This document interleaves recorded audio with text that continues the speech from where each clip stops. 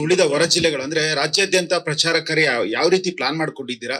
So ಎಷ್ಟು ಚಿತ್ರಮಂದಿರಗಳಲ್ಲಿ ಇದು ರಿಲೀಸ್ ಆಗ್ಲಿಕ್ಕೆ ಸಿದ್ಧತೆ ಇದೆ? ಯಾಕಂತ ಹೇಳಿದ್ರೆ ಲಾಸ್ಟ್ ಟೈಮ್ ಇದೇ ವಿನೋದ್ ಸರ್ದ ಸಿನಿಮಾಗಳು ಲಾಸ್ಟ್ ಟೈಮ್ ಥಿಯೇಟರ್ ಸಮಸ್ಯೆ ಆಯ್ತು, ಅವರು ಫಿಲ್ಮ್ ಚೇಂಬರ್ ಅಂಗಳನ್ನು ಕೂಡ ತಲುಪಿದ್ರು. ಸೊ ಹಾಗಾಗಿ ಯಾವ ರೀತಿ ಸಜ್ಜಾಗಿದ್ದೀರಾ? ಸರ್ ಅದನ್ನ ಕರೆಕ್ಷನ್ ನಾನು ಮಾಡ್ಬಿಡ್ತೀನಿ. ಥಿಯೇಟರ್ ಸಮಸ್ಯೆ ಎಲ್ಲರೂ ಹಂಗೇನೆ ಹೇಳ್ತಿದ್ದಾರೆ. ಥಿಯೇಟರ್ ಅಂದ್ರೆ ಮೇನ್ ಸಿಂಗಲ್ ಸ್ಕ್ರೀನ್ ಆಗಿಲ್ಲ ಸರ್. ನನಗೆ ಮಾಲ್ಗಳಲ್ಲಿ ಶೋ ಟೈಮಿಂಗ್ ಇದು ಮಾಡೋರು. ಅಂದ್ರೆ ಬೇರೆ ಭಾಷೆ ಪರಭಾಷೆ ಸಿನಿಮಾಗಳಿಗೆ 10 ಶೋ 11 ಶೋ ಕೊಡ್ತಾ ಇದ್ರು.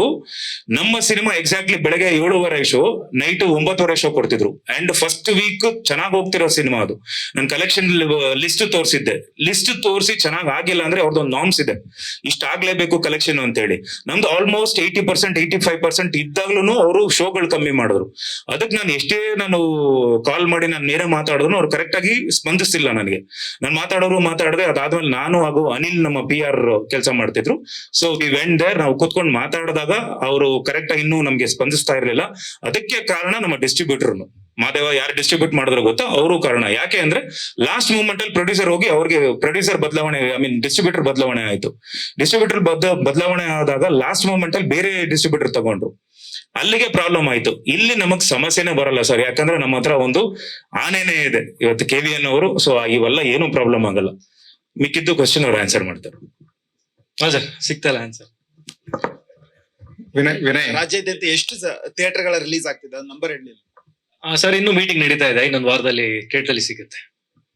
ವಿನಯ್ ಅಂದ್ರೆ ಆಸ್ ಅ ಆಕ್ಟರ್ ಆಗಿ ಅಂದ್ರೆ ಟೆಲಿವಿಷನ್ ಮಾಡ್ತೀರಿ, ರಿಯಾಲಿಟಿ ಶೋ ಮಾಡ್ತೀರಿ, ಆಸ್ ವೆಲ್ ಆಸ್ ಎಲ್ಲಾ ತರದ ಸಿನಿಮಾಗಳನ್ನ ಮಾಡ್ತೀರಿ. Yes sir.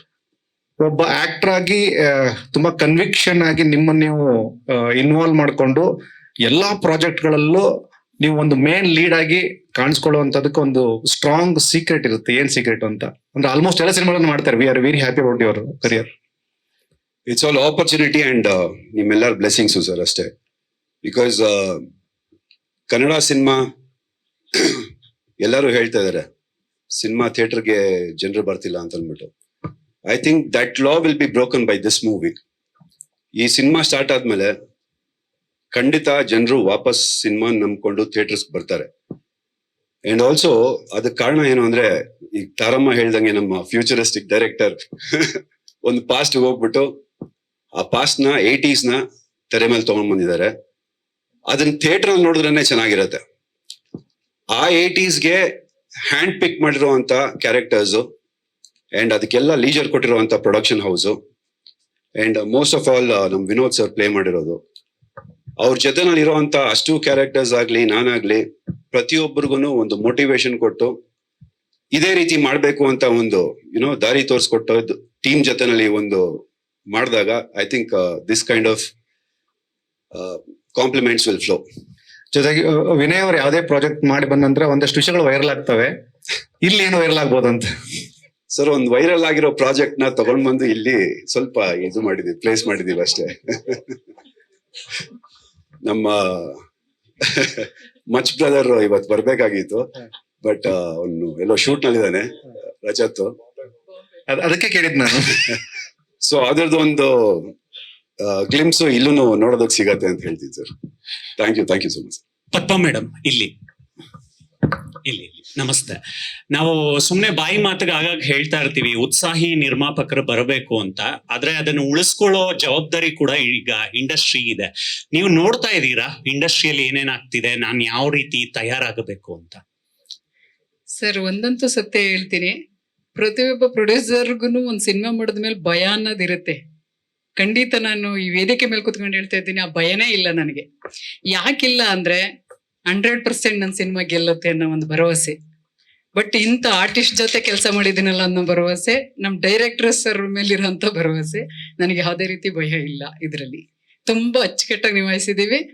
ಬಟ್ ಅದು ನನಗೆ ಖುಷಿ ಇದೆ ಸರ್.